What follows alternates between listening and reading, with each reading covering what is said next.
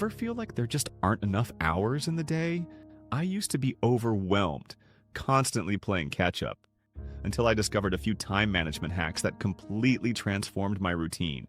In just 30 seconds, I'll share the simple but powerful strategies that helped me get more done, stress less, and finally take control of my day.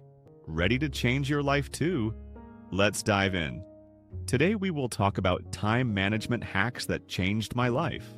So before we start, make sure to hit the like button and subscribe to my channel Time. It's the one resource we all get equally, but somehow, some people seem to stretch it like magic, achieving more in a day than others manage in a week. For the longest time, I found myself stuck in the endless loop of procrastination, distraction, and burnout.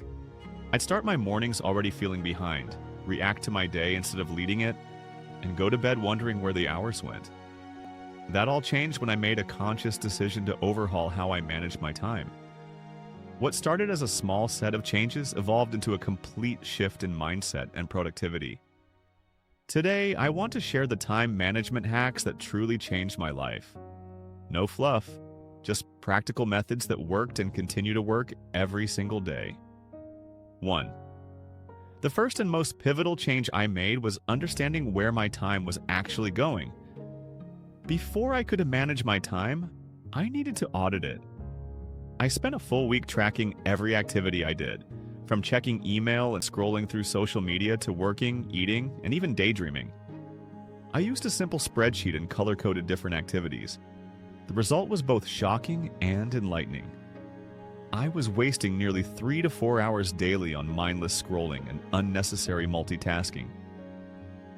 That visual map of my day was the wake-up call I needed. With this clarity, I was finally able to identify patterns, eliminate low-value tasks, and make room for what truly mattered. 2. Next, I implemented the concept of time blocking, and it changed everything. Instead of relying on a basic to-do list that gave me no structure, I started assigning every task a specific time slot on my calendar. Work tasks, exercise, breaks, personal time, it was all scheduled. Time blocking turned my day into a series of focused mini-appointments. This minimized decision fatigue, kept distractions at bay, and made me far more intentional with how I used my hours. I also began scheduling a 15-minute buffer between blocks to avoid burnout and allow for mental transition. It created a rhythm in my day that felt both productive and sustainable.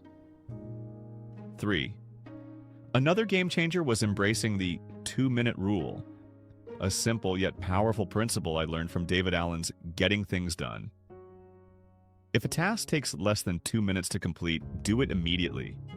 Whether it was replying to an email, filing a document, or washing a dish. These tiny tasks added up and often piled into overwhelming clutter. By addressing them in real time, I eliminated a lot of mental load and saved hours I previously spent catching up later. It helped build momentum and made me more proactive throughout the day. Equally transformative was learning to prioritize with the Eisenhower Matrix. This framework helped me separate the urgent from the important. Instead of treating everything on my to-do list as equally critical, I categorized tasks into 4 quadrants: urgent and important, important but not urgent, urgent but not important, and neither.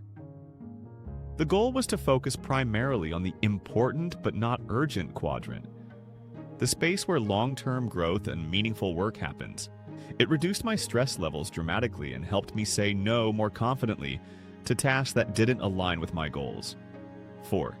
Speaking of goals, I began using weekly and daily planning rituals. Every Sunday evening, I take 30 minutes to plan the upcoming week.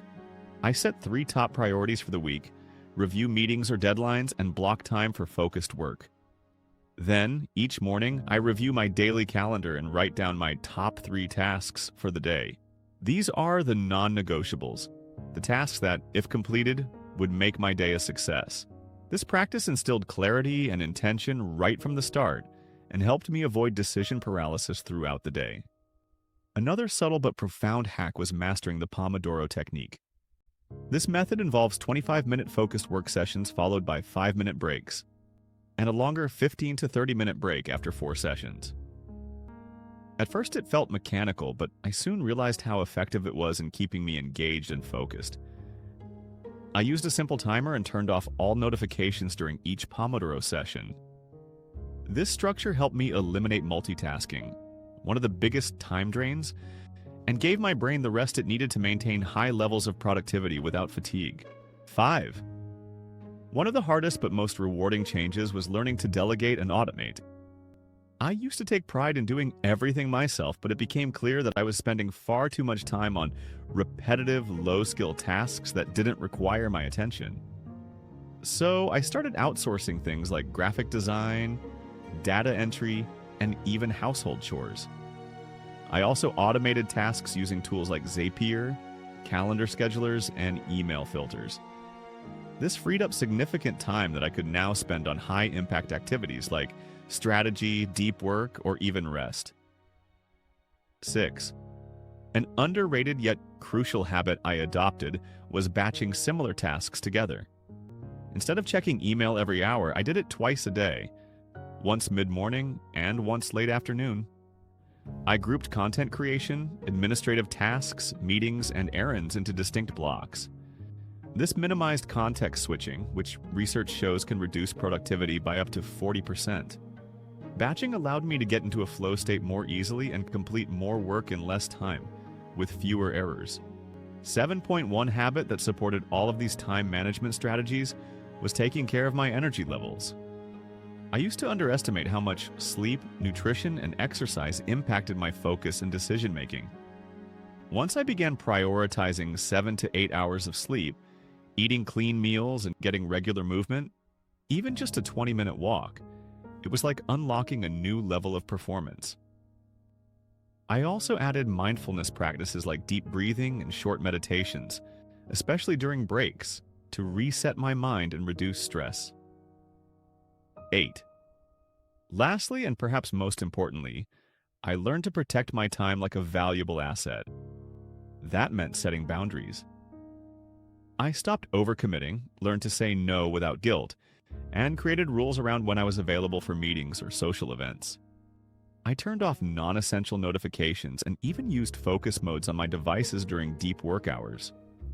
I also made sure to schedule guilt-free downtime, because time off isn't a luxury, it's essential for sustained productivity. These boundaries created space not just for work, but for joy, creativity, and rest.